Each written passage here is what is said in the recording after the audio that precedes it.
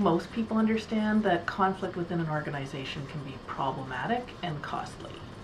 I just think what we don't always understand is exactly how problematic, or the ways in which it can be problematic, and how costly it can be.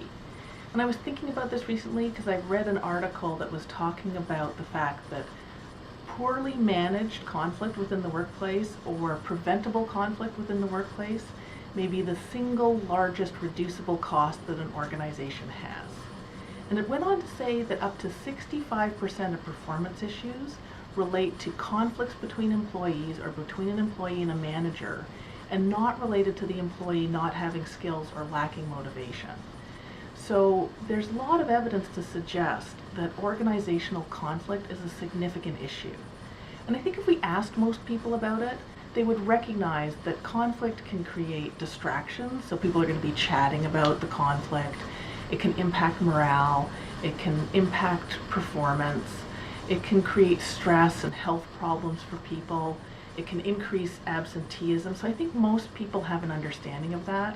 We even see it now more with claims of bullying and a toxic workplace, that people recognize the impact of conflict.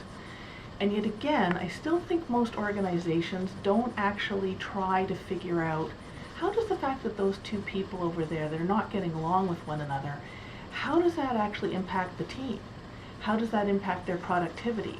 What other implications does it have for how those people interact with our clients? So I don't think most organizations really try to look at how they deal with the conflict that they have within their organization. They might try to resolve a specific conflict, but they don't look at their culture around how to deal with conflict. And I think that there are certain things that most people wouldn't even know to put on that list. So for example, the fact that conflict within an organization, in my view, can negatively impact how people make decisions is a cost of conflict that most organizations don't notice. So if you've got, for example, the heads of two departments, and they've had a conflict, maybe it's a personality conflict, they just don't like each other, or maybe it's something where they've had a conflict in the past about allocating resources or a particular approach to a project, and they got into conflict, and they didn't resolve it in a way that left things lingering between them.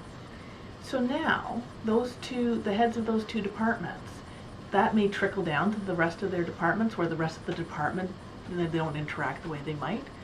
Are they going to share information the way they otherwise would share information, again, between the departments or between those department heads? Are they going to think, you know what, I should call Jack and just let him know this is happening, to give him a heads up? Are they going to exchange information? Are they going to exchange information accurately and reasonably? Are they going to be able to collaborate on future projects and innovate and come up with creative solutions? So not only does conflict within an organization have the costs that we typically think of, so impacting morale and impacting productivity, I think most people wouldn't recognize that it also impacts decision making.